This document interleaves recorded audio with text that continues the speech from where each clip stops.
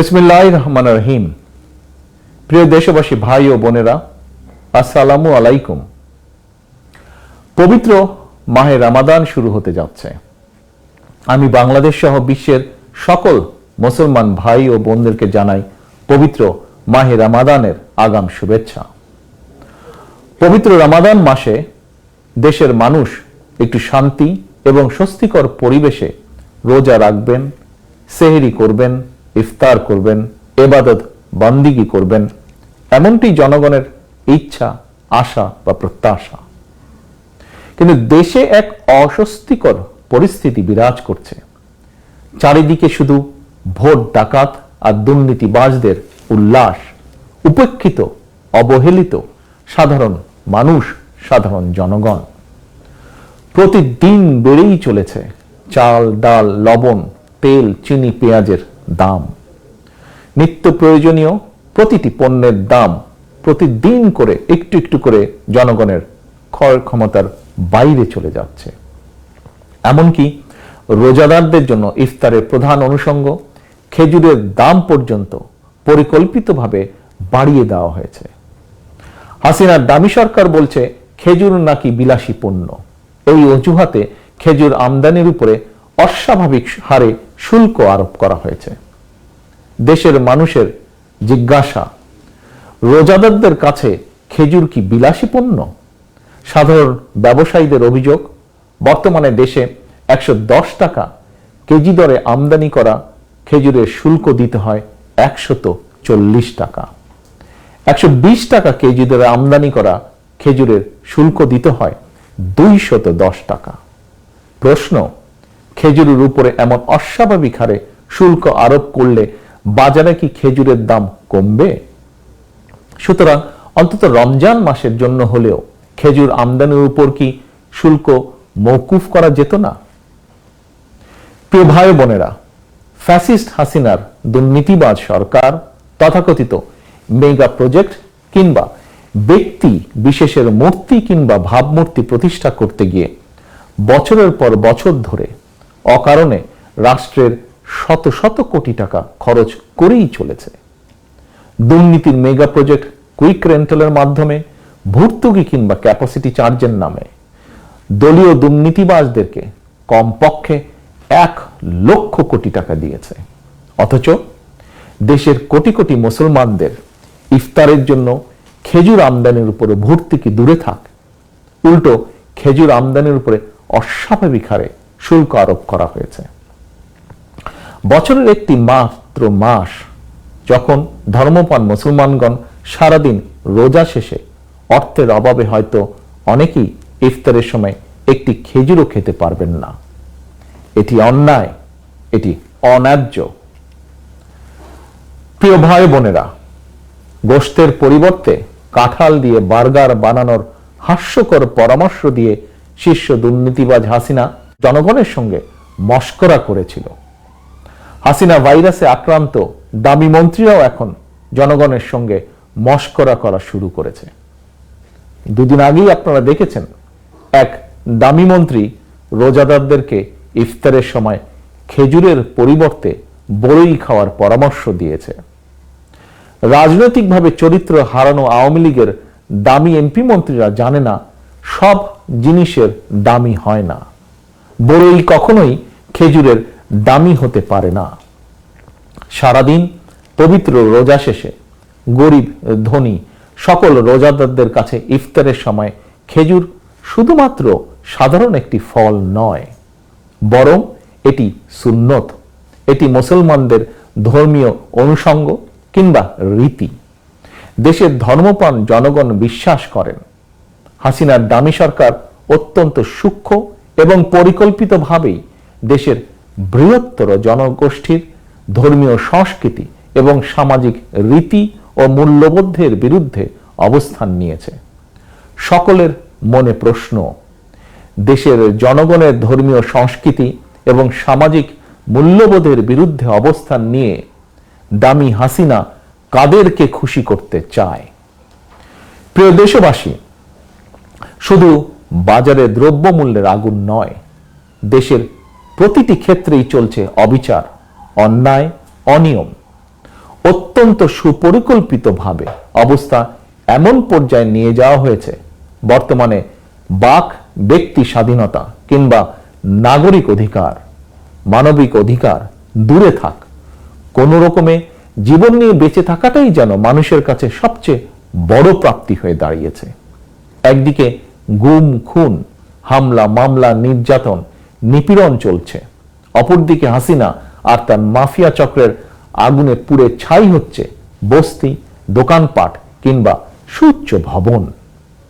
জীবন্ত পুড়ে মৃত্যুবরণ করছে মানুষ, সর্বস্ব হারিয়ে নিঃস্ব রিক্ত হচ্ছে বহু পরিবার। অগ্নিকাণ্ডের ঘটনা প্রায় নৈমিত্তিক হয়ে দাঁড়িয়েছে। গত 29শে ফেব্রুয়ারি বেইলি রোডে সংঘটিত অগ্নিকাণ্ড কোনো বিচ্ছিন্ন ঘটনা ছিল না, বরং বেইলি রোডে ক্ষমতালোভী হাসিনার দুষ্ট রাজনীতি আর চরম দায়িত্বহীনতার বলি হয়েছে 46টি তরতাজা প্রাণ। আর হাসিনার কাছে প্রতিটি প্রাণের মূল্য মাত্র 25,000 টাকা। মানুষের জীবন নিয়ে খুনি হাসিনার কি নির্মম রসিকতা, প্রিয় দেশবাসী। উন্নয়নের বুলি আওড়ালেও বেইলি রোডের 46টি তরতাজা প্রাণের অস্বাভাবিক মৃত্যু প্রমাণ করেছে শীর্ষ দুর্নীতিবাজ হাসিনার পরিবার, দলীয় দুর্নীতিবাজ আর টাকা পাচারকারীদের উন্নতি হলেও হয়নি জননিরাপত্তার উন্নতি, হয়নি জনগণের কোনো উন্নতি। প্রিয় দেশবাসী, গত 9 বছরে সারা দেশে প্রায় 2 লক্ষ অগ্নিকাণ্ডের ঘটনা ঘটেছে। এতে 1000-এরও বেশি মানুষ মৃত্যুবরণ করেছেন, আহত হয়েছেন অসংখ্য মানুষ। সর্বশেষ 2023 সালের 27,000-এরও বেশি অগ্নিকাণ্ডের ঘটনা ঘটেছে, অর্থাৎ প্রতি বছর অগ্নিকাণ্ডের ঘটনা বেড়েই চলেছে। দেশের প্রতিটি নগর মহানগর, বিশেষ করে রাজধানী ঢাকা যেন একটি অগ্নিকুণ্ডলীর উপরে দাঁড়িয়ে আছে। গত 15 বছরে Tazreen garments, Shezan juice factory, রাজধানীর বঙ্গবাজার, গুলশান, বসুন্ধরা, আমিন বাজার, পুরনো ঢাকার চুড়িহাট্টা, বনানীর এফআর টাওয়ার কিংবা সীতাকুণ্ডে বিএম ডিপোতে ভয়াবহ যে অগ্নিকাণ্ড ঘটেছে, সে অগ্নিকাণ্ডে পুড়ে ছাই হয়ে গিয়েছিল অসংখ্য মানুষের জীবন এবং সম্পদ। প্রতিটি অগ্নিকাণ্ডের ঘটনাই কি স্রেফ একটি দুর্ঘটনা? অবশ্যই নয়। জনগণ বিশ্বাস করে অনেক অগ্নিকাণ্ডের ঘটনার নেপথ্যে রয়েছে ফ্যাসিস্ট হাসিনা এবং তার দলীয় রাজনৈতিক দুর্বৃত্তদের দুষ্ট রাজনীতি, অব্যবস্থাপনা এবং দায়িত্বহীনতা, কিংবা উচ্ছেদ অথবা ভূমি জমি দখলের অসৎ পরিকল্পনা। এ কারণেই গত 15 বছরে দেশে সংঘটিত একটি অগ্নিকাণ্ডেরও ঘটনার সুষ্ঠু বিচার হয়নি, এমনকি একটি ঘটনারও সুষ্ঠু তদন্ত পর্যন্ত হয়নি। বরং প্রতিটি অগ্নিকাণ্ডের ঘটনার পরই দেখা গিয়েছে হাসিনা কিংবা তার দলের নেতাকর্মীদের বাচালতার আড়ালে হারিয়ে গিয়েছে অগ্নিকাণ্ডের নেপথ্য রহস্য। সুতরাং এভাবে একটির পর একটি অগ্নিকাণ্ডের যে ঘটনা, কোনো ঘটনাই স্বাভাবিক দুর্ঘটনা নয়। এটি রীতিমতন রাষ্ট্র এবং প্রশাসনিক ব্যর্থতায় প্রতিটি অগ্নিকাণ্ডের ঘটনা এক একটি পরিকল্পিত হত্যাকাণ্ড, এবং এইসব হত্যাকাণ্ডের দায় খুনি হাসিনা কোনোভাবেই এড়াতে পারে না।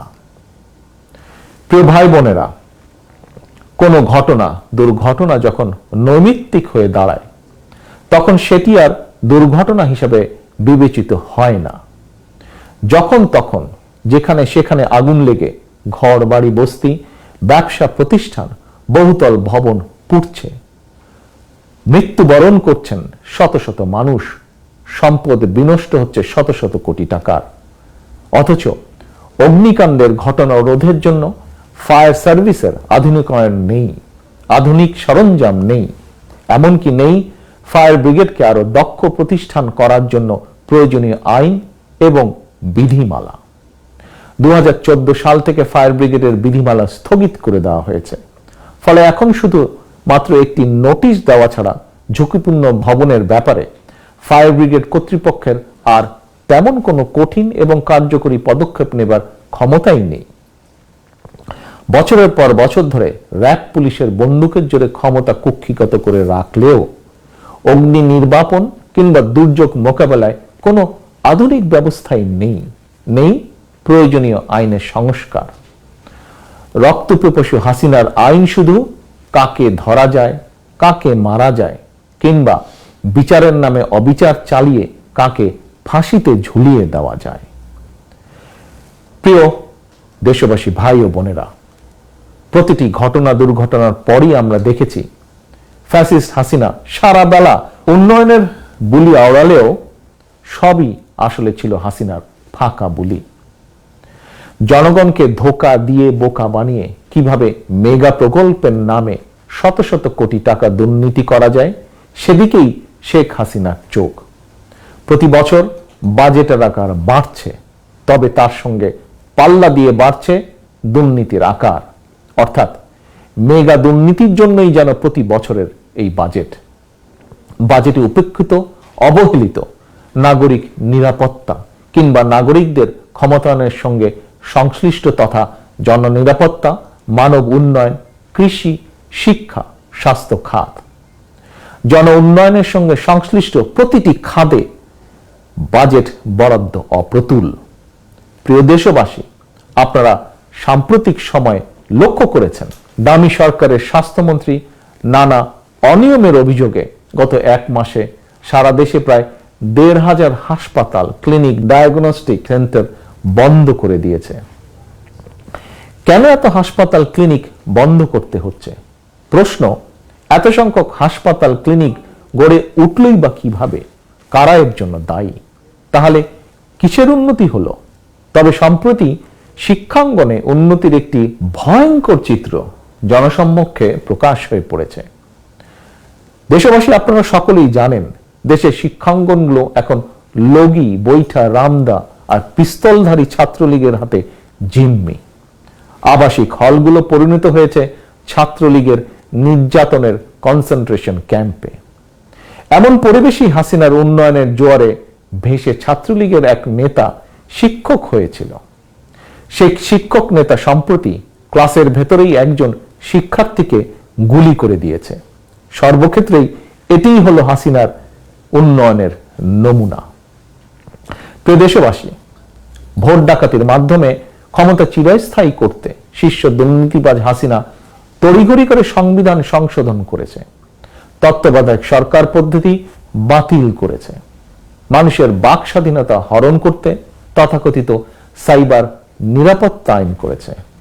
অথচ দুর্ঘটনার নামে আগুনে পুড়ে মানুষ হত্যা বন্ধের জন্য গত 15 বছরে ফায়ার ব্রিগেডের জন্য প্রয়োজনীয় আইন ও বিধিমালা তো করেইনি, তবে জনগণের স্বার্থ রক্ষায় বিধিমালা প্রণয়ন না করলেও চিহ্নিত ভোট ডাকাত হাসিনা তার নিজের এবং নিজের পরিবারের জন্য ভোগবিলাস নিশ্চিত ও নিরাপদ করতে রাষ্ট্রীয় খরচে একটি বিশেষ আলাদা আইন করেছে। এই আইন অনুযায়ী হাসিনার পরিবারের সদস্যরা বিদেশে থাকলেও বাংলাদেশের খরচে সেখানেও তাদেরকে নিরাপত্তা দিতে হবে। একজন প্রধানমন্ত্রীর জন্য দেশের প্রচলিত আইনি কাঠামোয় নিরাপত্তা নিশ্চিতের বিধান থাকলেও প্রতি বছর রাষ্ট্রের শত শত কোটি টাকা খরচ করে শুধুমাত্র হাসিনা পরিবারের জন্য আলাদা আইন করার নেপথ্যে কি কারণ? প্রিয় দেশবাসী, সাধারণ নাগরিকদের জীবন সম্পদের কোনো নিরাপত্তা নেই। জননিরাপত্তা রক্ষায় ফায়ার ব্রিগেডের আধুনিকায়ন নেই। অথচ গণতান্ত্রিকামী মানুষ, বিরোধী দল এবং ভিন্নমত দমন করতে ফ্যাসিস্ট হাসিনা শত শত কোটি টাকা খরচ করে অস্ত্র, গোলাবারুদ, সাউন্ড গ্রেনেড কিনছে। পুলিশের একটি বিশেষ চক্রকে দেওয়া হচ্ছে দেশে বিদেশে শত শত কোটি টাকার অবৈধ সুযোগ সুবিধা। দেশের প্রতিটি ক্ষেত্রে, প্রতিটি সেক্টরে, প্রতি প্রতিষ্ঠানে এখন সর্বব্যাপী অনিয়ম, অনাচার। স্বাধীনতা, সক্রিয়তা হারিয়ে বিচার বিভাগ আইন মন্ত্রণালয়ের অধীনস্থ একটি বিভাগে পরিণত হয়েছে। দুদক আওয়ামী দুর্নীতিবাজদের নিরাপদ আশ্রয় স্থলে পরিণত হয়েছে। ব্যাংকিং সেক্টর পরিণত হয়েছে লুটেরা, ঋণ খেলাপি আর টাকা পাচারকারীদের দখলে। গত 15 বছরে দেশ থেকে 13 লক্ষ কোটি টাকারও বেশি পাচার করে দেওয়া হয়েছে। এই টাকাগুলো দেশের উন্নয়নের কাজে যদি লাগানো হতো তাহলে সড়ক দুর্ঘটনায় কিংবা আগুনে পুড়ে মানুষের এমন মর্মান্তিক মৃত্যুর ঘটনা হয়তো নৈমিত্তিক হয়ে দাঁড়াতো না। প্রিয় দেশবাসী, আমি একটি বিষয় আপনাদেরকে আবারও স্মরণ করিয়ে দিতে চাই। সম্পূর্ণ মিথ্যা এবং রাজনৈতিক উদ্দেশ্য প্রণোদিত মামলায় একাধিকবার জনগণের ভোটে নির্বাচিত সাবেক প্রধানমন্ত্রী mother of democracy Begum Khaleda জিয়ার প্রতি বিচারের নামে করা হয়েছে অবিচার। অন্যায়ভাবে খালেদা জিয়াকে কারারুদ্ধ করে কেবল একজন রাজনৈতিক নেত্রীকেই নয়, বরং বাংলাদেশের কণ্ঠকেই রুদ্ধ করে রাখা হয়েছে। অনেকেই হয়তো ফ্যাসিস্ট হাসিনার রোশানল থেকে বাঁচার জন্য নীরব ছিলেন, কিংবা যে কোনো কারণেই হোক সরব প্রতিবাদ করেননি সমাজের বহু মানুষ। তাতে কি দেশের কোনো লাভ হয়েছে প্রিয় দেশবাসী? বরং দেশ হয়েছে ক্ষতিগ্রস্ত, দেশে গণতন্ত্রের কবর রচিত হয়েছে। এখন আর ফ্যাসিস্ট হাসিনা কাউকেই মানুষ বলেই গণ্য করছে না। ফ্যাসিস্ট হাসিনার থাবা থেকে বর্তমানে একজন নোবেল লরিয়েটেরও রেহাই মিলছে না। এক যুগেরও বেশি সময় পার হলেও এখনো সাংবাদিক দম্পতি সাগর রুনির হত্যার বিচারই হয়নি। গত 15 বছরে সংখ্যালঘু সম্প্রদায়ের উপর হামলার একটি ঘটনারও সুষ্ঠু তদন্ত কিংবা বিচার হয়নি। দেশে সংগঠিত একটি অগ্নিকাণ্ডের ঘটনারও সুষ্ঠু তদন্ত বা বিচার হয়নি। ব্যাংকদের বিচার হয়নি, অথচ একটি ঠুনকো অভিযোগে একজন নোবেল লরিয়েটকে প্রায় প্রতিদিনই আদালতের বারান্দায় ঘুরতে হচ্ছে। প্রিয় দেশবাসী, mother of democracy Begum Khaleda Zia, Nobel laureate doctor Yunus, doctor Shahidul Alam, দেশের গণতান্ত্রিকামী জনগণ এবং ভিন্নমতের মানুষের প্রতি ফ্যাসিস্ট হাসিনার নির্মম আচরণ দেখেও এখনো যারা না দেখার ভান করছেন, কিংবা এখনো যারা হাসিনার অবিচার অনাচারের বিরুদ্ধে সাধ্য মতন প্রতিবাদী হয়ে উঠছেন না, আমি নিশ্চিত করে বলতে পারি চুপ করে থেকে কেউই নিজেকে কিন্তু রক্ষা করতে সক্ষম হবেন না। শেষে হাসিনার দুঃশাসনের কালে কারোরই কিন্তু রেহাই নেই। আপনি রাজনীতি করেন কিংবা না করেন, কেউই নিরাপদ নন আপনারা, আমরা। প্রধান বিচারপতি এস.কে. সিনহারও রেহাই মিলেনি। কারণ কি? কারণ হাসিনা এখন কেবল মাত্র একটি কলের পুতুল। হাসিনার ক্ষমতার নাটাই দেশের জনগণ কিংবা বাংলাদেশের সীমানার ভিতরে নয়। হাসিনার ক্ষমতার নাটাই বাংলাদেশের সীমানার বাইরে। সুতরাং আপনার কিংবা আপনাদের স্বার্থ দেখার তাবেদার হাসিনার পক্ষে সম্ভব নয়। এমনকি তাবেদার হাসিনা আপনার স্বার্থ দেখার সক্ষমতাই হারিয়ে ফেলেছে। প্রিয় ভাই বোনেরা, কেন এই কথাটি আপনাদের সামনে তুলে ধরলাম তার কারণও আপনাদের সামনে তুলে ধরছি। দেশের সীমান্তে বাংলাদেশের নাগরিক হত্যা, এমনকি বিজিবি সদস্যদেরকেও মেরে ফেললেও বাংলাদেশ প্রতিবাদ করার সাহসই হারিয়ে ফেলেছে। বরং দিন দুয়েক আগে দামি প্রধানমন্ত্রীর, দামি নিরাপত্তা উপদেষ্টার একটি বক্তব্য রীতিমতন বাংলাদেশের নাগরিকদের জন্য উদ্বেগজনক। এই উপদেষ্টা বলেছে তার বক্তব্যে, সীমান্তে মৃত্যুর ঘটনা হত্যাকাণ্ড নয়, সীমান্তের হত্যাকাণ্ড নাকি দুর্ঘটনা। প্রিয় দেশবাসী, দেশের এমন পরিস্থিতিতে আমি আমার প্রায় সকল বক্তব্যে একটি বিষয়ের প্রতি আপনাদের দৃষ্টি আকর্ষণ করেছি, আজও করতে চাই। কি সেটি? সেটি হলো দেশের চলমান যে পরিস্থিতি, চলমান যে সংকট বিরাজমান, এটি শুধুমাত্র বিএনপির একা সংকট নয়, অথবা এটি কোনো রাজনৈতিক গোষ্ঠী বা কতগুলো রাজনৈতিক দলের সমস্যা নয়। চলমান সংকট দেশের প্রতিটি গণতান্ত্রিকামী মানুষের সংকটে পরিণত হয়েছে। এই সংকট থেকে উত্তরণের একমাত্র উপায় ফ্যাসিস্ট হাসিনার কবল থেকে রাষ্ট্র ক্ষমতা উদ্ধার করে জনগণের বাংলাদেশে জনগণের নেতৃত্ব, কর্তৃত্ব প্রতিষ্ঠা করা। সুতরাং কোনো অজুহাত কিংবা ক্ষুদ্র দলীয় স্বার্থ প্রাধান্য না দিয়ে যদি আমরা ঐক্যবদ্ধ না হই, তাহলে হয়তো সেদিন বেশি দূরে নয় যেদিন স্বাধীন বাংলাদেশেও আমাদেরকেও হয়তো নিজ ভূমিতে নির্মম নির্যাতিত ফিলিস্তিনিদের ভাগ্য বরণ করতে হতে পারে। প্রিয় দেশবাসী, অতএব আসুন স্বাধীন দেশে স্বাধীন নাগরিক হিসাবে সম্মানের সঙ্গে মানবিক মর্যাদা নিয়ে যদি বেঁচে থাকতে হয়, তাহলে এই স্বাধীনতার মাসে দেশ এবং জনগণের স্বাধীনতা রক্ষার লড়াইয়ে আবারও রাজপথে ঐক্যবদ্ধ হওয়ার শপথ নেই। আমরা ঐক্যবদ্ধ হলে হাসিনার পতন সময়ের ব্যাপার মাত্র। আমাদের বক্তব্য স্পষ্ট, 7ই জানুয়ারি নির্বাচন কোনো নির্বাচন ছিল না। হাসিনার বর্তমান ডামি সরকার সম্পূর্ণভাবে জনম্যান্ডেটহীন এবং সম্পূর্ণভাবে অবৈধ। হাসিনাকে রাষ্ট্রীয় ক্ষমতার বাইরে রেখে নির্বাচনকালীন নির্দলীয় নিরপেক্ষ সরকারের অধীনে একটি অবাধ, সুষ্ঠু, নিরপেক্ষ নির্বাচনের মাধ্যমেই কেবল জনগণের কাছে জবাবদিহিমূলক একটি গণতান্ত্রিক সরকার প্রতিষ্ঠা করা সম্ভব। সেই লক্ষ্যেই আমাদের আন্দোলন চলমান। এই আন্দোলনে গণতান্ত্রিক এবং জনগণের স্লোগান, বাংলাদেশ যাবে কোন পথে, ফায়সালা হবে রাজপথে। গণতন্ত্রের বিজয় সুনিশ্চিত ইনশাআল্লাহ। প্রিয় দেশবাসী, আল্লাহ হাফেজ। বাংলাদেশ জিন্দাবাদ। বাংলাদেশ জাতীয়তাবাদী দল জিন্দাবাদ।